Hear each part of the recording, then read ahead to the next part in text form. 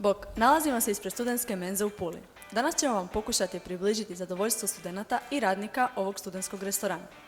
Prehrana za studente organizirana je u velikoj menzi, kužinici i pizzeriji.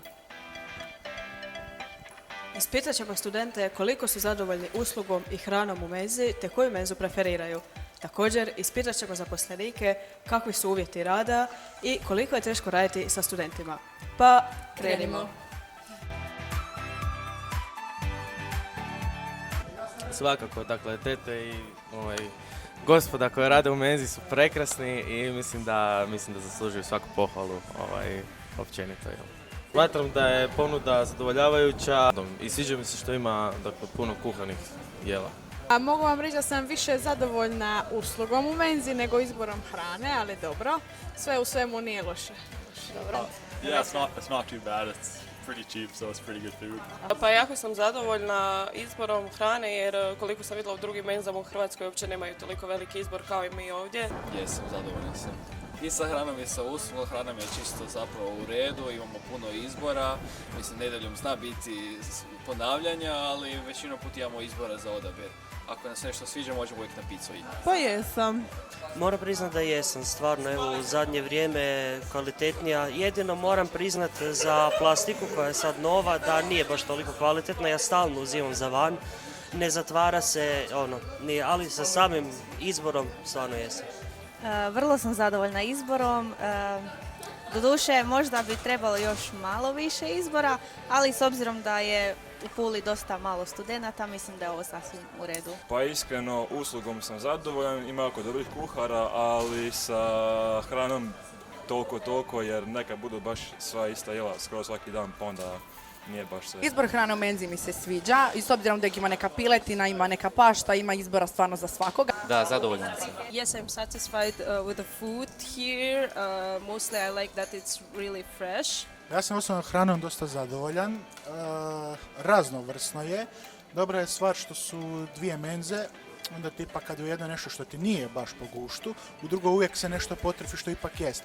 Ako se desi baš da ni jedno ni drugo nije po guštu, ima gore pizzerija, tako da uvijek ima neki izbor. Izbor hrane u menzi je predobar. Ima svega i svačega. Pa iskreno smatram da izbor hrane u našoj studentskoj menzi je doista sužen. Međutim, moram priznati da su djelatnici menze zaista susretljivi, dragi i simpatični. Tu stvarno nemam nikakvih zamjeraka.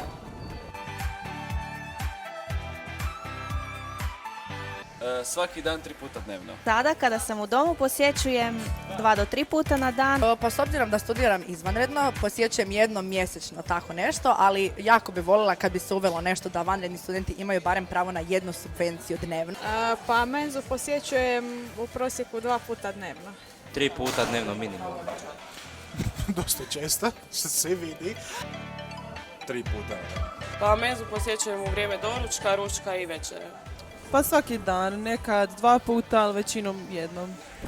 Pa svaki dan 1 do 2 puta, sigurno.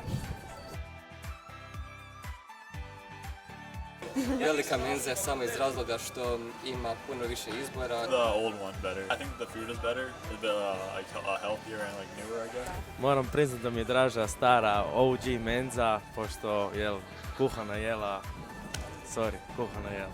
Stara menza.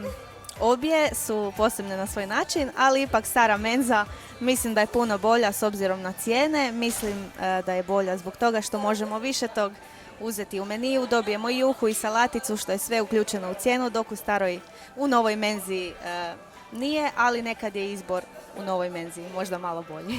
Kužinica mi je draža jer sam stalno u pokretu i brže mi je uzeti tu hranu i brže mi je tu pojesti nego ići u red koji bi inače čekao po 5 minuta, zna se čekati. Velika menza, mislim. Velika menza zasigurno jer ima salatu i juhu. Velika, odnosno stara menza, definitivno. Moj konačan odgovor, stara menza. 10 od 10, naravno. 7. 10. 8. 10. 7. Ocijenila bih 9 od 10. Dala bi neku 9. Jednom solidnom osmicom. 5 do 6. 7. Pa dao bi solidno 8 od 10. 10, jer je sve u kompletu i fina je hrana i radno osoblje uvijek za zezanci, uvijek dođeš, obraduješ se, jednostavno nije ono došao sam samo jest. Ova menza je malo više od samo tog mjesta gdje jedeš. Prilično sam zadovoljan jer prijašnji poslovi su većinom bili kod privatnika i bilo je drugačiji tip poslovanja a la carte, a ovdje već znamo unaprijed više manje koliko studenata će biti, tako znači si olakšamo posao. Pa nije teško s obzirom da smo prije više manje svi ja i kolege radili po restoranima gdje je malo zahtjevniji su gosti i to, tako da ovo je skoro pa pjesma. Pa vremenski, ne znam, za ručak ujutro od 8 do nekih 10:30, 11, imamo neku pripremu i poslije, znači kad se ručak završi, onda kreće priprema večere od nekih 3:30, 4 do 6 dok ne počne podjela. Menije osmišljamo u dogovoru s kolegama, imamo pravilnik, znači koji je država dala, meni i po kojeme se ravnamo, ali većinom idemo na ruku studentima, znači pratimo šta se najviše jede i prema tome kreiramo menije.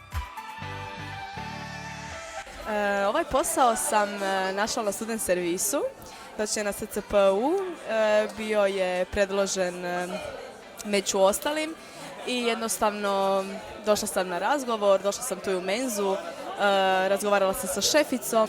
Ovaj posao iskreno super je jer je dosta fleksibilno vrijeme, radi se znači u dogovoru sa tim liderom, šeficom to jest, i može se raditi kako nam paše. Znači 4-5 sati, ovisi da li je ujutro faks pa tipa popodne možemo odraditi smjenu ili tako. Odnos sa kolegama, znači stariji su svi, ali jako je chill, jako je opušteno, svi su dosta spremni za šalu, za zezanje i tako, dosta je lijepo raditi s njima, tako da eto. Radio sam otprilike godinu dana, bilo je lijepo iskustvo. Zanimljivi dio posla mi je bio šamaranje tanjura, to jest pranje tanjura i ostalog pribora. Na poslu mi je bilo poprilično zanimljivo, nije nešto pretjerano umarajući posao. Prestao sam raditi iz razloga što više nisam imao vremena, faks je uhvatio svoje.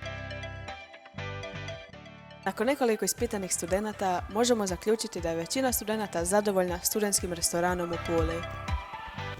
Svakako vam preporučujemo da ga posjetite i ocijenite sami.